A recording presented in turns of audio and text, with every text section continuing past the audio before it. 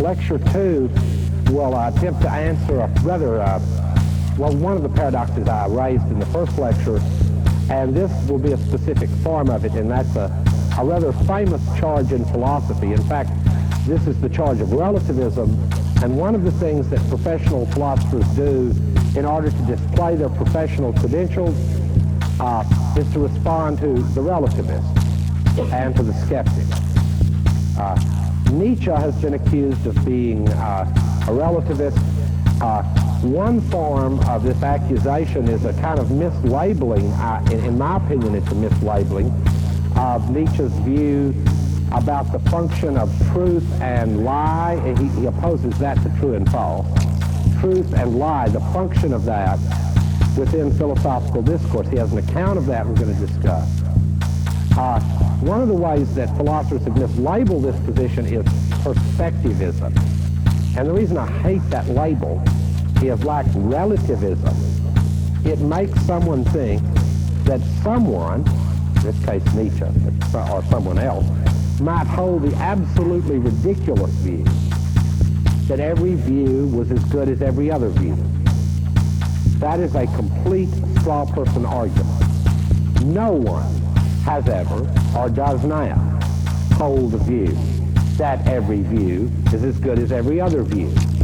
So whenever the specter of relativism is raised, by someone for you, either in the popular press or in a university setting, the first small thing that should come to your mind is there aren't any. So the refutation, in a certain sense, is bound to miss at least one point, namely that you're not arguing against anyone. Now, it could be the case that my audience today, or the audience that will watch the tape, I will find someone in the United States or across the world that will hold the view that every other view is as good as every other view. But if I do, it will be very idiosyncratic, and in my experience so far, no. Nietzsche is not a relativist, and I think perspectivism is also an unfortunate term to describe Nietzsche's style of thinking, because perspectivism calls up the idea that, well, I'm right from my perspective, you're right from your perspective, and everybody is right from their perspective. And I also don't believe that that's a view that anyone can hold or has ever held. I think, and this is the way that I will try to discuss Nietzsche's paradox in terms of relativism, is that Nietzsche was opposed to what might be called the dogmatism of not only the Western philosophical tradition, but the Western theoretical tradition in general. It's dogmatism in this regard, believing about its belief that they were good not only for them and their tribe, because after all, Western civilization is a big word. It's a strange word, there are big words and strange words, but after all, that is just a very large tribe with very large armies and lots of television. It's a large historical project, but still it's a tribe, big tribe. I think Nietzsche considered it dogmatic to hold that your beliefs or the beliefs of your tribe were binding on all. That is the way I want to present Nietzsche's perspectivism. In other words, he didn't believe that all beliefs were equally good, interesting, or whatever. In fact, I'm sure he considered some of his own beliefs to be far more interesting than, for example, the beliefs of John Stuart Mill, who he referred to as that blockhead. Or I think he found his views more interesting than the views of the English utilitarians in general, about whom he said no human beings want to be happy, only the British want that. So I think he thinks that his views were more interesting than those, and I think where the dogmatism for Nietzsche came in was when you search for views that you're going and then develop your beliefs and then think that they should be binding on all. This is not a criticism that you shouldn't have beliefs or that all your beliefs are no better than anyone else's. It's just the further belief about your belief that everyone else should believe the same damn way.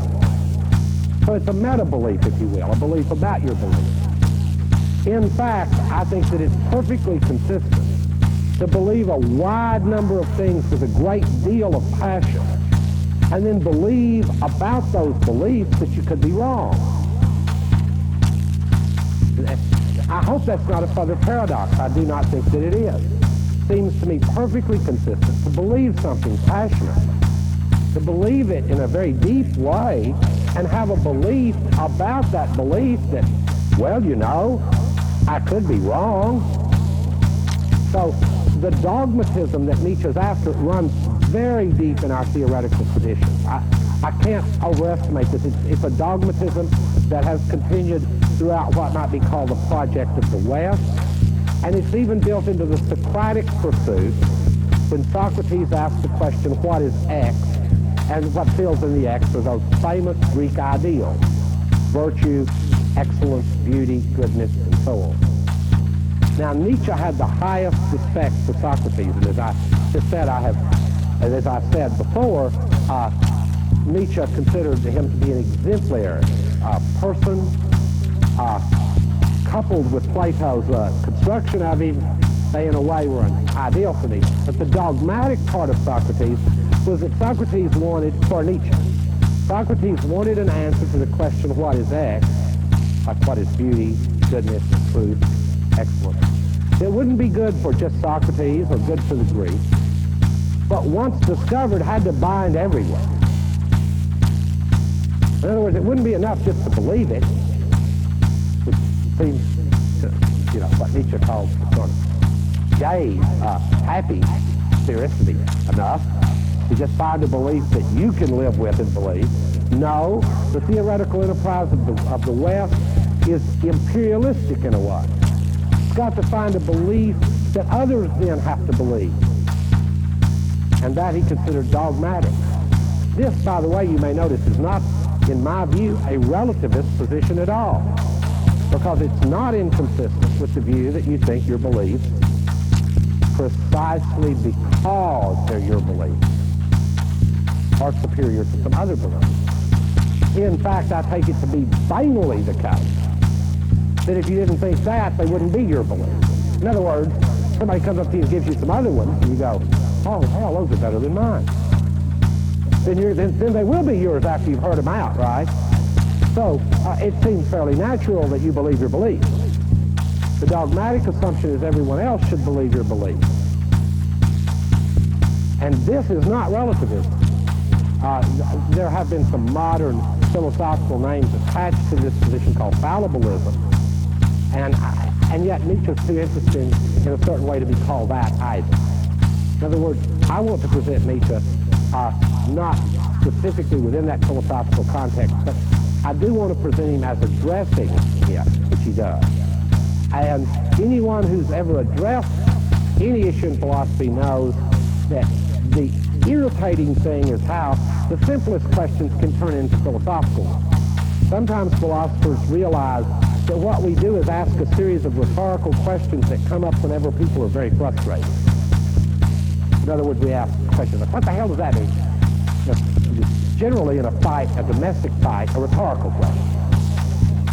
I can't do the dishes now, and I'm going to go, what the hell does that mean? Well, the philosopher takes that rhetorical question and just places it in a foreign context. Someone goes, there's an object, and you go, object? What the hell does that mean? Well, in the other context, is the remark had a home and a meaning, and so it means that the person's pissed, I guess, or upset, okay?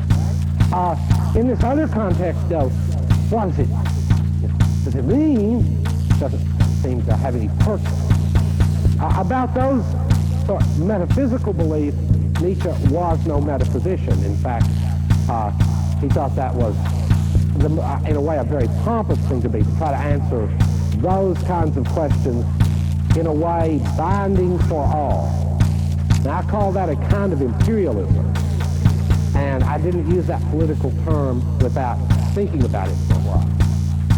It's the kind of imperialism, this dogmatic tradition against which Socrates saw himself fighting, is the kind of imperialist tradition we might have in some of our educational institutions when we have an African-American student who speaks eloquent rap street language talk. And I'm not trying to say that's all that African-Americans speak. Some of them are neoconservatives that garble around as bad as others, paleoconservatives.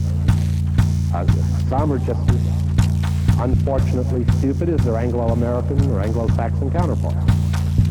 No, but I mean, I'm talking now about, someone who says ain't and repeats themselves, rhymes and things. Well, in a way, it's just imperialistic to think that is somehow less profound than the Cambridge accent that discusses in detail the problem of relativism.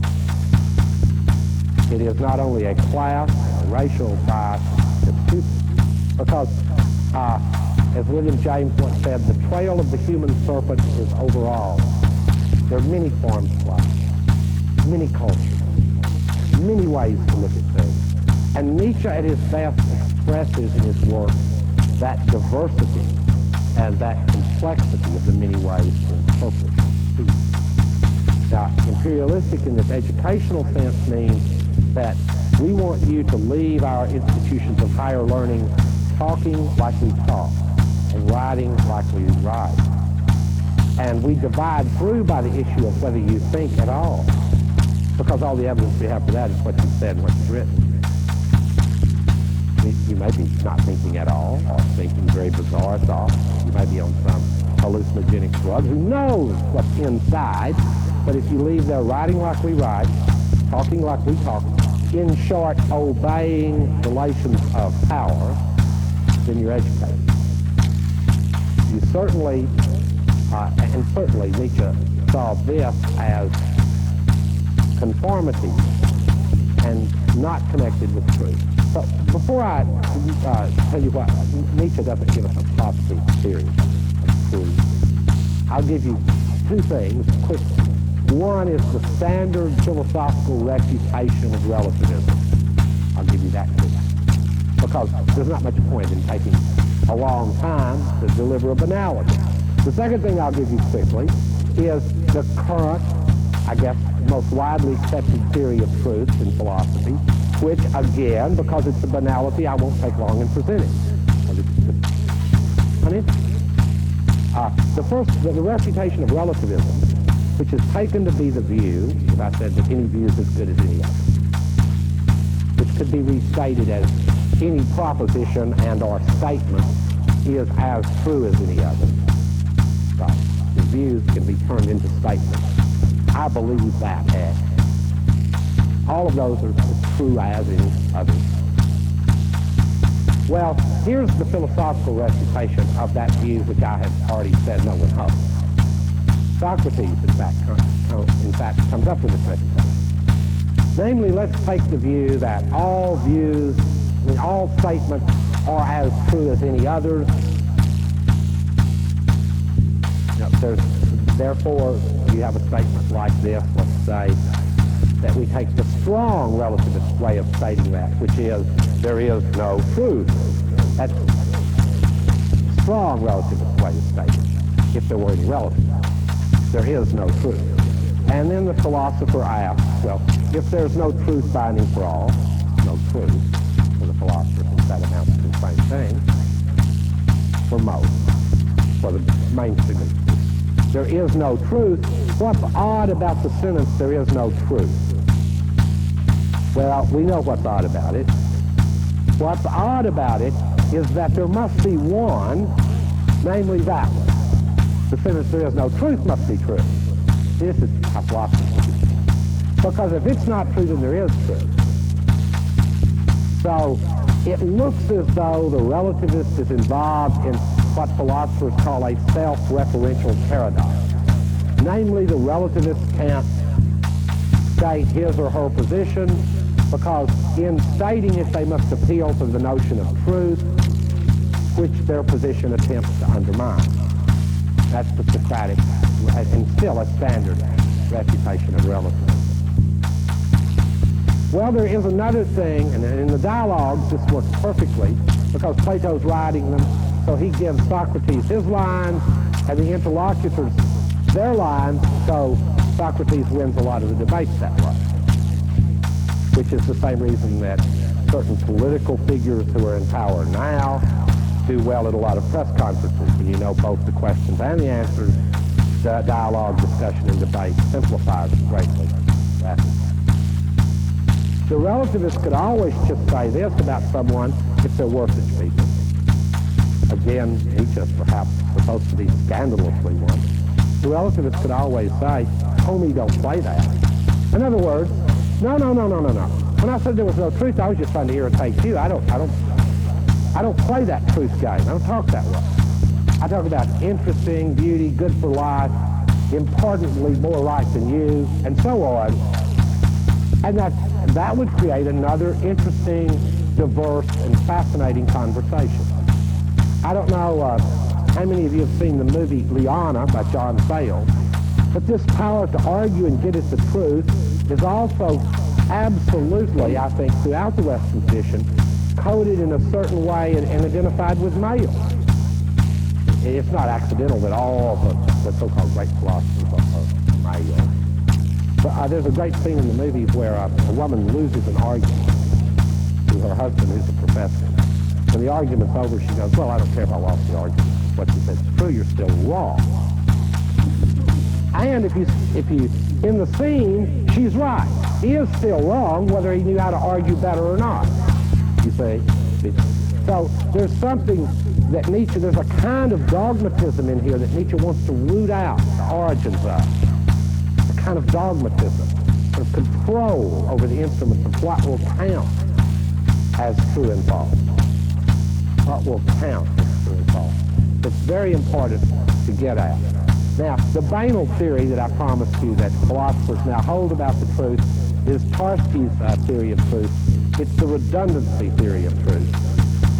When I stated I expect some laughter because this is a great product of the modern philosophical imagination. Snow is white, if and only if snow is white. Snow is white, if and only if snow is white. That's at the heart of Tarski's theory. It's the redundancy theory, namely a thing is the case, if and only if the case. What's odd about that theory of truth, you may notice, is that it's not really a theory of truth at all. Now, it's sort of a deflationary remark about how we use the word truth. And we do use it in ordinary contexts that way. For example, if I ask someone to hand me a Coke, they hand me a salt shaker, they confuse me. If I say, that's the Coke and it's a lizard, they'll say that's not true. By which they'll mean, not a Coke, a lizard. But this incredible theoretical breakthrough should be not incredible at all, but totally deflationary and remind us that truth in the more mundane sense is just what all of you thought it was. It's what is the case. That view of truth is not exactly what Nietzsche is attacking either, because it's so deflationary that it's almost in the spirit of Nietzsche, if you will, almost. Because it's a deflationary theory. It's not some grand theory about how our sentences hook up with the world, or how our great Western texts, Milton, Shakespeare, hook up with our deeper selves and humanize us so that we all vote Republicans. Not that either. Not that either. It's a mundane use of the word truth. So I think it's very unsatisfying to view Nietzsche as being either a relativist or a perspectivist. What he's interested in are those relations of force and power that would cause a species like ours to develop distinctions like true, false. And then to observe, as he does throughout several works, how a discourse of true, false is deployed, how it is used, what it makes possible and what it makes impossible. And so for me, those are much more interesting questions. How is the discourse of true, false deployed? Nietzsche, the closest remark that he ever delivers to a theory of truth, I'm about to read you, is and I think this is, again, hyperbole, but it's on the right track as opposed to some other remarks one might make about truth. This is Nietzsche. This is a famous quote of Nietzsche, so I'll give it to you. It's from an essay called On Truth and Lie in the Extra Moral Sense. As we get to later lectures, you'll find out that Nietzsche is going to develop not only criticisms of our criticisms and genealogies, something I'll have to explain, genealogies of how we use words like true, false, truth, lie, but of how we use words that are in some sense closer to us, like good and bad, or good and evil. Okay? But in this essay, Nietzsche says the following: what then is truth? A mobile army of metaphors, metonyms, and anthropomorphism. In short, a sum of human relations which have been enhanced, transposed, and embellished poetically and rhetorically, and which after long use seem firm, canonical, and obligatory to a people. Truths are illusions about which one has forgotten that is what they are. Metaphors which are worn out and have lost their sensuous power. They are like coins which have lost their pictures, faces, and which now matter only as metal, no longer as coins. That's taken to be one of the outrageous statements about truth. That is metaphoric. The sum of human relations deployed in many fields of force. In short, mutually agreed upon fictions, which after long use seem obligatory to a people. And this is, I take it to be one of Nietzsche's stronger remarks about truth.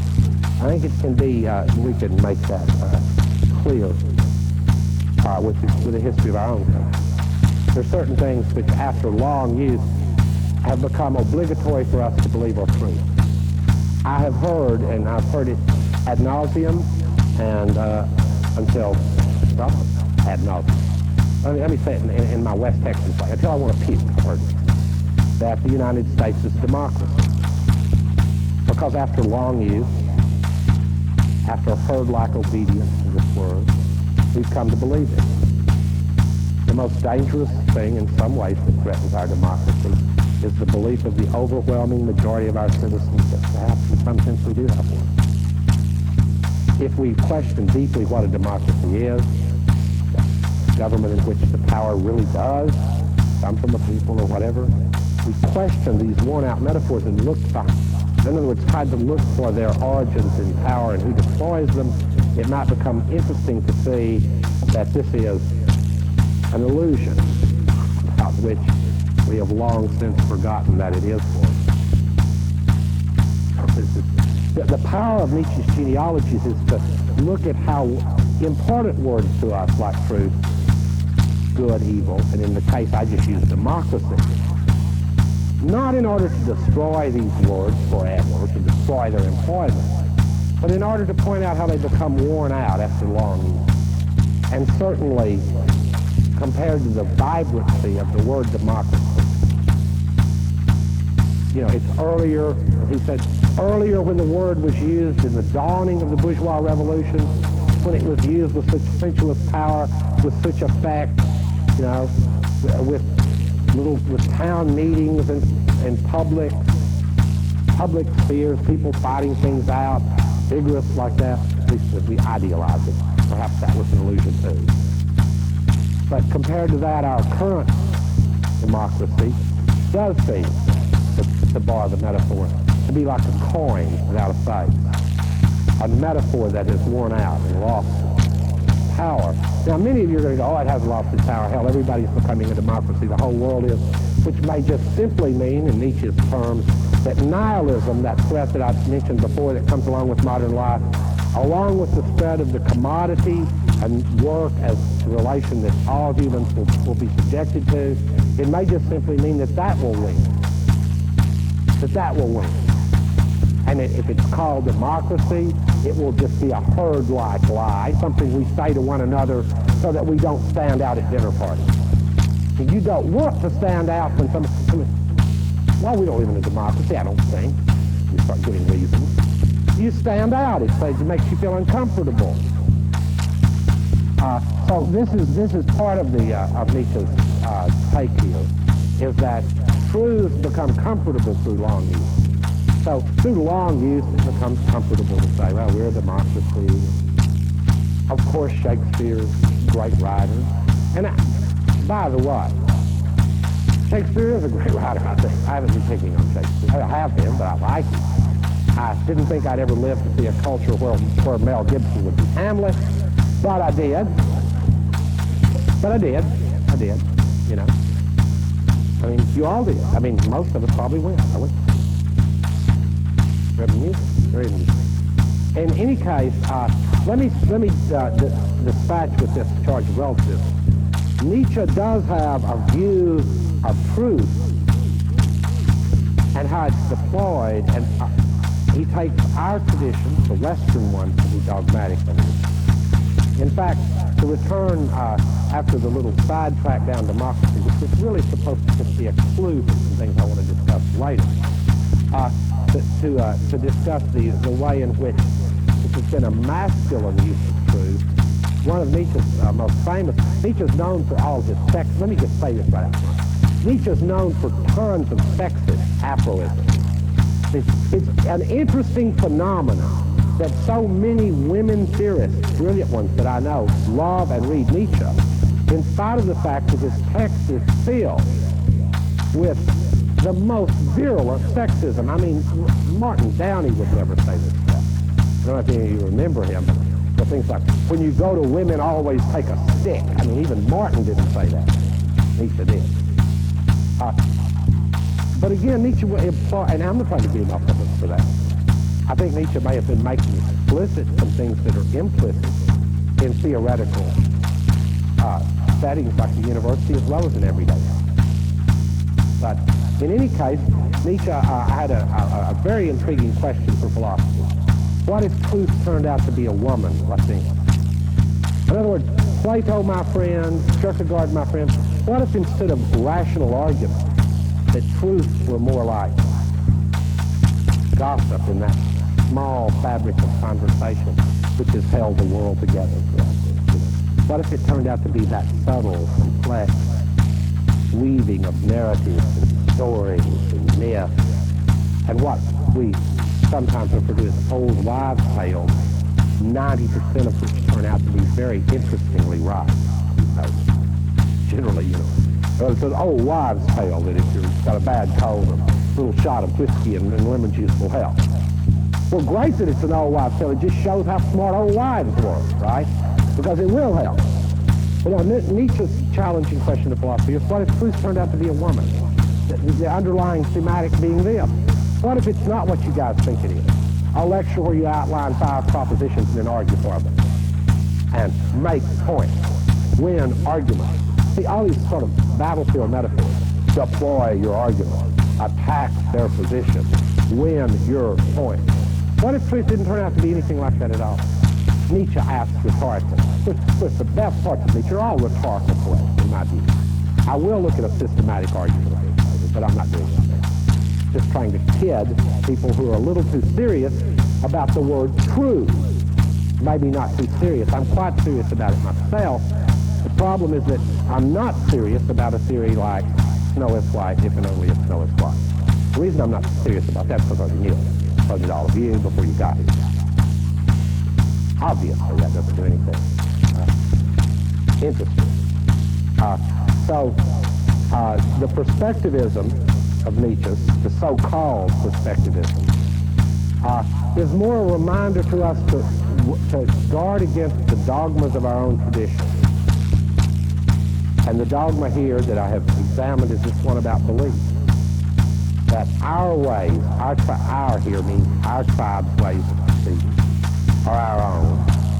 While they are our own, and we may very much cherish them and believe in them, maybe we cherish them and believe in them long after we should have abandoned them. That's another issue. our cherished beliefs can be believed without the dogmatic and extra belief that everyone else ought to believe the same damn way that I do. And this is a hard lecture to deliver because it's difficult especially when you're talking to undergraduate students at a university, because when they write in their notes this, they go, well, why should I believe what you just said? That only unsettles professors who are easily unsettled, because you really want students to ask that question about what you're doing. It is a very uncritical way to begin a course by just saying, well, hell, you ought to be interested in this just because you grew up in this tradition and you know you should. So if you get a course in Dante, Shakespeare, Eliot, or whatever, and you just start off doing Eliot, Dante, or Shakespeare, it's just a dogmatic assumption that every intelligent person ought to know this. Why? Why? Well, that unargued for assumption would have to be investigated. You'd have to ask and raise the issue of what makes this text important. Why is this important? So when I began that little invitation to follow me for a few lectures on Nietzsche, that's what I was trying to do, was to argue that it had some popular importance, and not to argue by giving you a demonstrative argument with premises and a conclusion, but to try in the spirit of Nietzsche, it would be more like inviting someone to dance, rather than it would be like convincing someone that your conclusion is true. For me, that's the metaphor for approaching the text of Nietzsche. Is Nietzsche, in a way, invites you to a new human dance. He doesn't hit you over the head with a new four-premise argument with a conclusion. In fact, he wants to remind us that style of proceeding itself belongs deeply to a certain culture, localizable, certainly localizable. And even if it were the whole planet, it would still be just one tiny little planet, one tiny little solar system, and one tiny little piece of time, and so on. So what haughty animals we must think we are, that we know what the truth is. Nietzsche once said about the New Testament that the most profound sentence in it was when Pilate goes, what is truth? Because it negates a lot of mythology in the New Testament. Not mad at Pilate. Pilate raises abundance of, what is truth? Is the Christ the truth? I don't know. Sure. There's a little Pilate in everyone. A little bit. Nietzsche's brilliant at bringing out these moments. Okay. Now, let me connect the issue, and I hope that I can do this briefly. Let me connect the issue with truth and falsity, about which I don't want to say much more, because someone's going to stop me a minute and say, is this what you just said true? See, then I'll be back in the paradox again, right? And of course I won't be, because I'll say, yeah, I think so, I hope so, I hope it's interesting anyhow. If you want to talk about that for long, well, homie will stop playing, because he's done philosophy a long time, and I know how that goes. I know how you're going to challenge me, and I know how I'm going to answer. So I'm not going to play that way. We'll talk about something else, more interesting and better for the species than that debate. So let me try to connect now my remarks about Nietzsche's so-called perspectivism, his so-called relativism, both of which I have rejected as ways of approaching it, and discuss what I do think is an important insight of Nietzsche, and that's his denial that facts can determine our interpretation. In fact, Nietzsche suggests over and over again, and this is a very similar claim to the one we just discussed. Just as we discussed that truth and lie are somehow constructed rather than found. In other words, truths are constructed, not found like nuggets of gold in nature. In the same way, we don't decide between competing interpretations on the basis of bare facts for Nietzsche either. It's a very important point. The bare facts cannot make us decide between two interpretations. Let me try to give a quasi-scientific example, and then I'll try to make Nietzsche's position clear in another way. The quasi-scientific example is this. Many of you are familiar with the cultural dispute between evolutionary biologists and creationists. Those are two radically different theories about the origin of the human species. I think you'd all agree to that, right? Two radically different theories about the origin of human species. Now, how in the name of God could you settle that one with the facts? Because those theories, as it were, are interpretations that construct what you will count as a fact. What gets to count as a fact is going to have to count as a fact within the framework of that theory. So, for example, and this cuts both ways. I'm not in here to bash creationists. I don't even think there is such a thing as creation science. It's oxymoronic to me, but I'm not going to pursue that. I just want to use this example.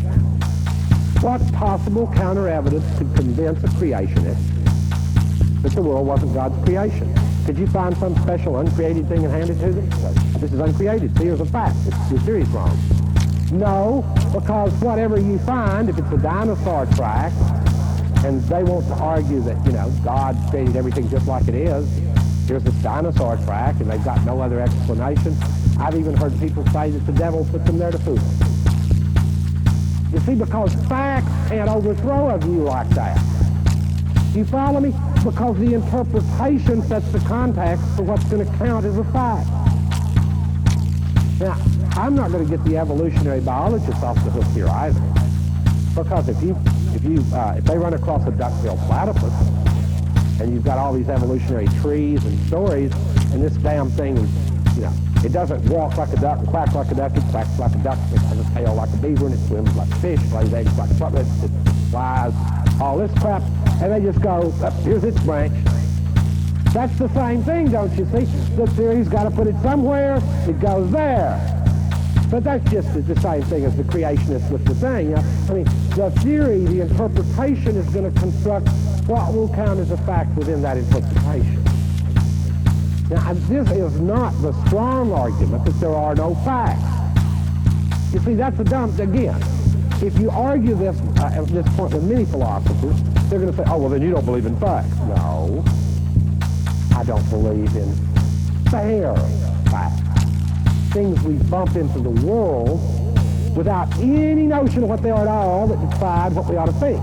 There aren't any such things. Because the reason there aren't, because we are socialized into communities, we learn to speak languages, and along with that process come many semi-articulated theories we've already developed by the time we're 6. You'd have to be almost a child to be close to the realm of fair facts. You know what I mean? It would not show that you were developed, mature, or intelligent. It would just show that you were so stupid or so... Not the children stupid, actually they're young, pretty, and all that stuff. I got a lot of... They're also irritated. Anyway, that wouldn't show that there are bare facts. If you think there are bare facts, it just shows how poverty-stricken your imagination is in the number of theories you hold about the world. Because if you hold a reasonable number of them, and all of us do, whether we can articulate them or not. In fact, one of the most insidious forms of interpretation are the ones about which we have forgotten, to paraphrase Nietzsche, that they are interpretations. It's the way it is. But, no, facts come to us, and they do come to us, through the nets of interpretation.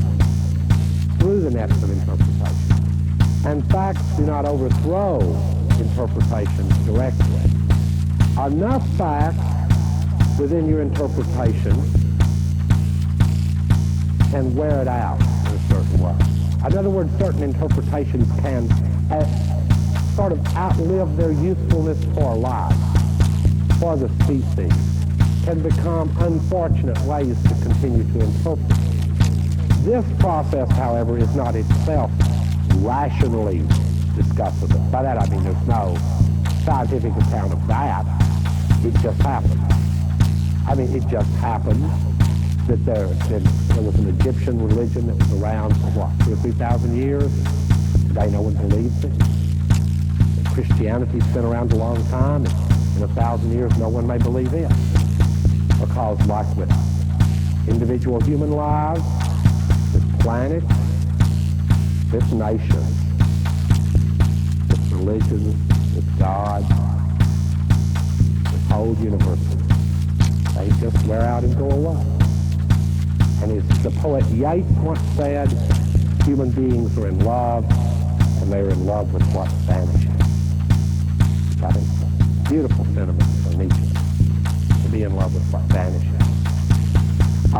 In any case, on all 3 points, Nietzsche has many interesting things to say. I don't want to just read them seriatim. I want to try to reconstruct and gloss them for you. Many interesting things to say on the construction of truth as fictions, and I don't want you to take that in a strong sense. They're just made up. Truths as the products of community, things that it was good for life that we believe.